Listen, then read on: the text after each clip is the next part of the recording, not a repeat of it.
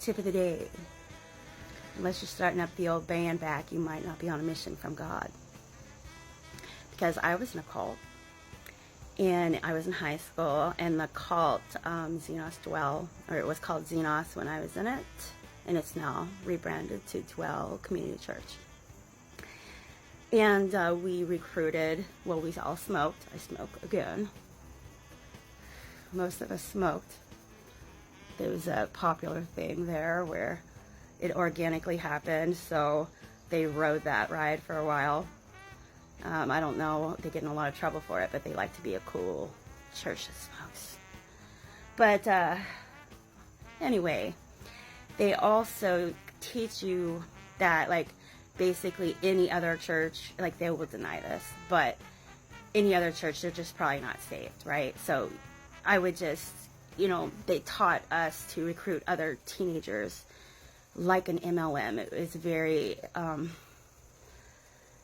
like, you don't want to become what they consider, what do they call us? Toxic waste,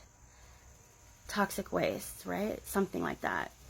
If we don't recruit, if we're one of those lazy people that are selfish and too introverted to become an outspoken person and not shy anymore, just your whole personality has to become what is a cult of personality, in my opinion. Because if you listen to teachings, everybody has a Dennis McCallum accent under him. Ugh. Ugh. Anyway, they all like to be slobs like him too. But I was taught that basically everyone needed to be saved by me, okay? Anytime I met anyone, I was responsible for them going to hell if I didn't say something. So at school, I was doing this, and there was a foreign exchange student that I was trying to get to come to my cult. And I didn't believe him when he told me, I already have a church, and I'm happy there. Healthy response, by the way. And I didn't accept that response. I'm like, he's not saved, he's from Japan, he's not heard the word, he's never been to Xenos like me. And we're the best church. And they will say, no, we don't say that. But we literally I think we have them on tape saying that. And quoted. And on a podcast. Yeah, they say that, okay? Anyway, they say that, and they send us to other churches just to monitor and make fun of them when we get back at how much better we are than them. So speaking of the Dennis accent, I was mentioning earlier, people who study under him or teach under him pick up his aesthetic and his accent. And so the cult leader was also the girl who recruited me and my best friend in the 90s. And so we were watching Tank Girl at her house, and this is how he sounds.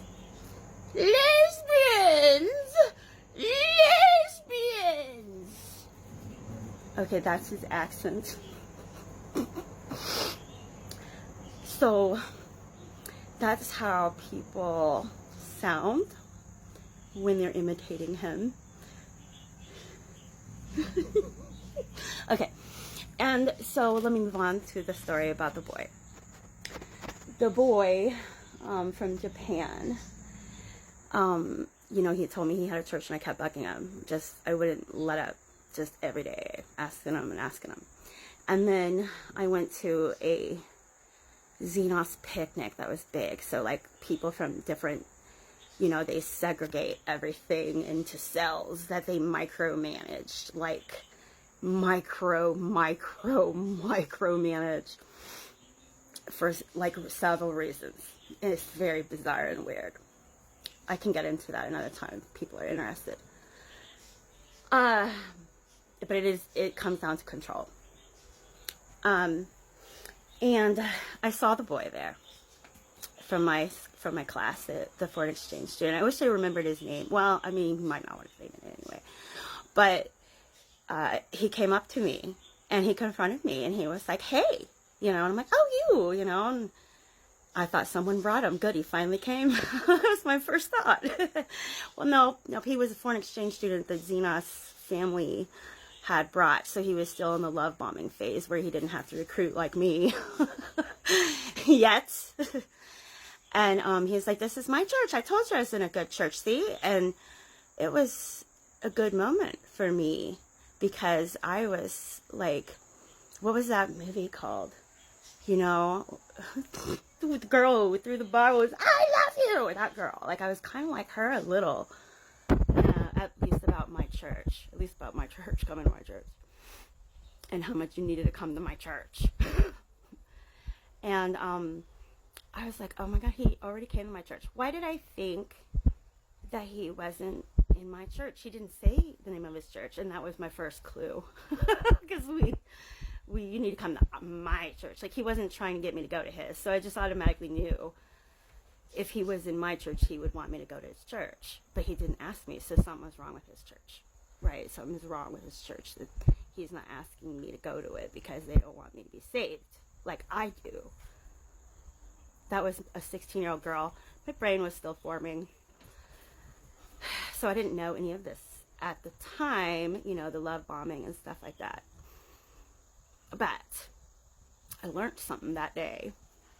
And I also learned when they did send us to those other churches, they assigned me a church and had a paper for me to, like, fill out notes. I don't remember what the questions were or something, but, you know, it was I remember it, basically they're looking for certain information, basically how much better they are than them. You come back, you make fun of them, you have stories of how stupid they are because none of them know the Bible like Xenos, you know. And it's the hubris there. It's pretty gross that I can look back as a teenage girl whose brain was still forming and not judge myself for it because I was listening to my best friend's dad, who happened to be a cult leader in the 90s. I've lost some crazy 90s stories. Anyway, unless you're getting the band back together, you might not be on a mission from God. That's my tip of the day.